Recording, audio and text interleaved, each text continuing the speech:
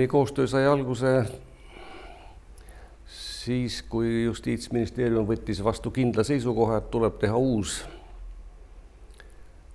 karistusseadustik. Eks me hakkasime suhtlema natuke varemgi juba, aga siis oli ikkagi tegemist juba päris tõsise konkreetse koostööga. Ja niimoodi samm-sammult see töö läks, kuni jõuti siis välja seaduse endani. Tegelikult juba eelnõu, no ma kommentaariks seda päris ei nimeta, eks ole, mäletad, professor Samsoni vedamisel sai tehtud eelnõu põhjendus, siis kui oli seadus vastu võetud, siis oli ju selge, et tuleb teha ka kommentaar, nii et mahukate seadustike kommentaar on, noh, ma ütleksin küll elementaarne, täiesti paratamatu. Ja sealt eks me kahekesi seda asja vedasime ja kes siis veel pidi seda kommentaari kirjutama hakkama, koostama küll õieti hakkama, sest et eks kirjutajaid on olnud rohkem ja praeguseks on nüüd kommentaari autorite arv 20 kanti vist tõusnud. Nii et mina ei kujuta ette ja ma usun, et keegi ei kujuta ette, et ükski mahukas seadus oleks nüüd selline, mille kohta kommentaari ei ole. No millal need kommentaarid jõuti teha? See on omaette lugu, mõnega võttis rohkem aega, mõnega vähem, aga me tegime esimese kommentaari päris kiiresti ja ma ei kujuta ette, kuidas saab üldse üks praktik töötada, kui ta ei kasuta kommentaari. Teoreetiliselt on see võimalik, no tegelikult vist peaaegu mitte.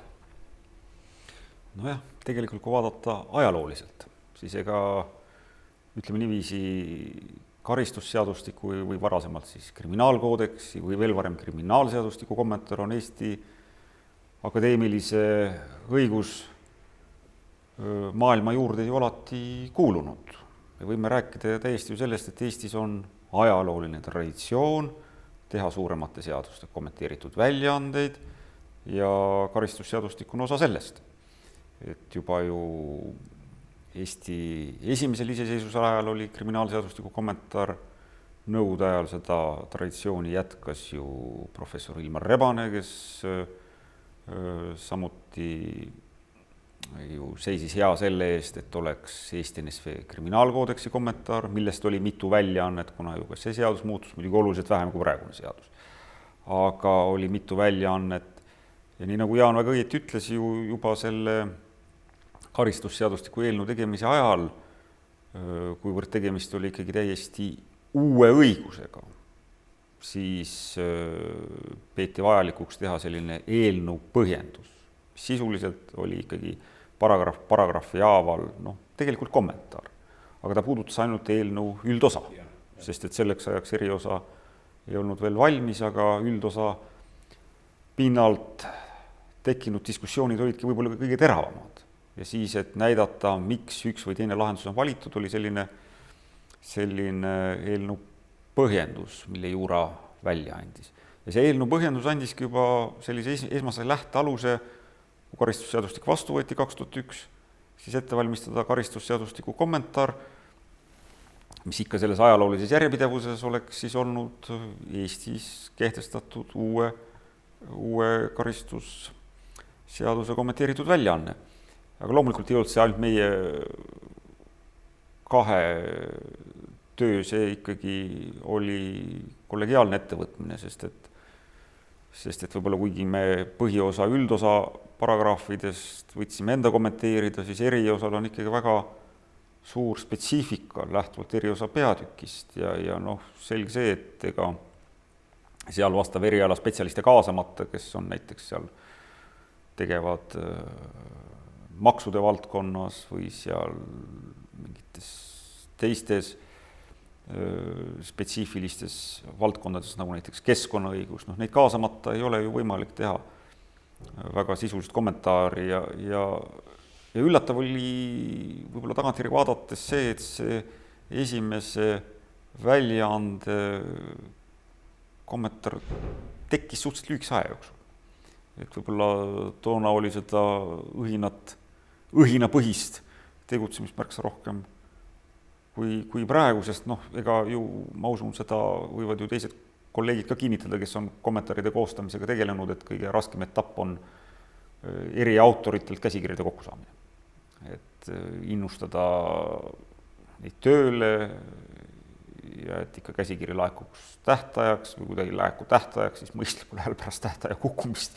Et see on kõige suurem peavalu ja muidugi koostajatena meil jäi see roll, et siis nendest käsikirjadest kirjutada kokku üks terviklik väljaanne.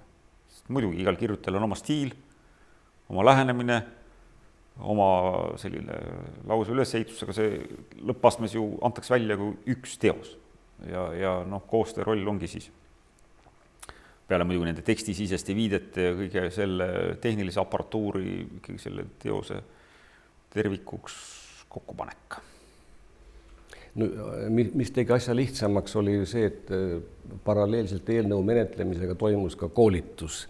Selleks oli vaja materjale ette valmistada ja neid materjale sai loomulikult ära kasutada kommentaaris, aga ka sellele järgnevas õppekirjanduses.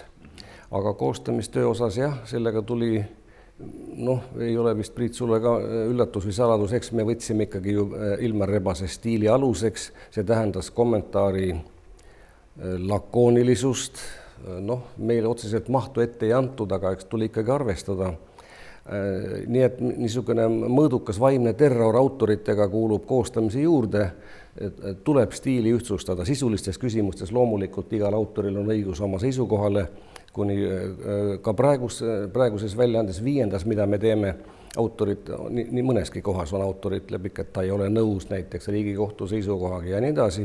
Selles küsimuses koostajad loomulikult ei sekku, autoril on õigus oma seisukohale, aga stiililises küsimustes siin tuleb süda kõvaks teha ja natukene ikka teksti ühtlustada. See on ma arvan, asjale kasuks.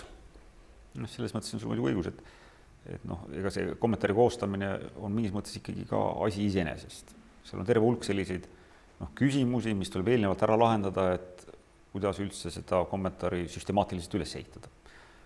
Ja siin oli meil võib-olla mõne teise õigusharuga natukene eelisolukord, sest professor Ilmar Rebane oli omal ajal selle asja ikkagi väga kontseptuaalselt ja süstemaatiliselt läbi mõelnud. Et kuidas teha kommentaar, et oleks ikkagi ühtne ja terviklik ja kasutajasõbralik ja just need tehnilised nüansid, millele viidata, kuidas viidata, need olid tema selles Eesti NSV kriminaalkoodeksi kommenteeritud väljaandes ikkagi äärmise põhjalikkusega läbi töötatud.